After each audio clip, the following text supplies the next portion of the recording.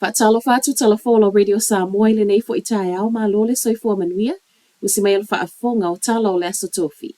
I tala tomua. To e saule tala o le isi vaea mo le au whainga luenga le University of Massey, mai le uni, o se tala whaanoa noa tele mo le au whainga luenga. Se lau luas fulu lima isi tangata whainga luenga o le wafa iloane le pūlenga o le University, o le a vaea ma o i lātou nei mai le whaletusi, o lo ngā lulua le kolisi o soifua malo loina. Whaapel kolisi o le sainisi. O se tala ua whaamauti no mai le sui o le uni, ua matua i whaate ia to e whaanoa noa ai le au whainga luenga. I reporti, o le ua wala au mai le pūlenga o le university e o fuatu lava le tangata i o lo manao e vaea po le voluntary redundancy. Ma o le iwa se fulu i le se lau tangata whainga luenga. O i lātou nei mai le kolisi o le sainisi. Se fulu lima i le lua se fulu o le kolisi o le soifua malo loina. Whaapea manisi o loo ngā lulua i whaletusi. O se vaea ua toe sa wai e ui le fesoasoani tupe le i lewa o na whailo mai le malo o le a whaamatu mai e fesoasoani i University to tono New Zealand a opa u le whainu mera o whana wa o ngā ulu whali. E le mawhai o na ola i totongi o loo maua ma o le ua whaawa waite tee ale au whai ngā luenga. O le fia tele o i lātou o loo ngā lulua i whale tui toto i le tele o vaenga o le South Island whaapea i ma Wellingtone i totongi wa whai ai mati te e whaawau. A o wala au mai ai se i toe sila i o lātou totongi. O le asona nafi na Savavali e se le au whai ngā luenga a le Southern Community Labs o na lava o le fia i totongi o loo maua. O se tasi fo i o na lalai Wellingtone o le ua tāpunia mo le tolu masina o na o le to ai titi o le au whai ngā luenga. O te e whaawau i le vaiaso nei o loo saua i matala, o loo whaatalo sanga ina i le au whai ngā luenga tau wala mai le uni. Le siitanga e 5%. O le whaanoanoanga telo le au whai ngā luenga, o le na maua whaamanianga e fast tasi miliona na whaasafua i tangata whaisea i le tausanga tālu ai, a o lea e lea isi siitanga o lātou totongi. O le solo o whaawa waite te nei, ma le tala e ono whaawa watu i le vaiaso a sau. Ma ua e leo tangata to alua o loo tuua ia i le whaia po le ngao si o tupe pepa whaasoli tu la fono.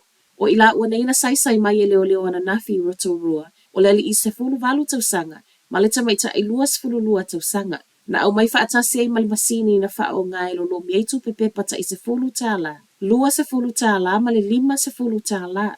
Lua mo lianga na tutu la ia i luma o whaamisino ngā na nafi. Mai leo, o pepa le ana wha o ngai la ua nei e lo miei tupe, e le o ni pepa mao. Ua whai mai e ma leo a whai ai mau e se tasi tupe pepa nei, na ngau sia wha asoli tu la fono e whautua ina, le vave wha asota i ato le ofisa o leo ina ia tu iti ai, le sala lau pea i tua i le community. Wha manu alia ti ngā ina se le i manu angai wha pena mafua mai ni whainga wha au o manua. Lata le tu lai valua na po na o tuai leo i Atkinson Ave o Tahui au Kilani. Mai wha peta unu watu sui o le ofisa ma maa wai o na manu anga tu ngā. Ma wha anati e iloa i le whale mai. E o mai le taimi o talo tae au. E le ito e sau seisi tala mai leo pe wha awhewheo na wha manu alia pau o lea o loo wha asolo pea neiso e suenga. Ma tala wha aiu. Wato e maa wa mai wha mau ngal paketi.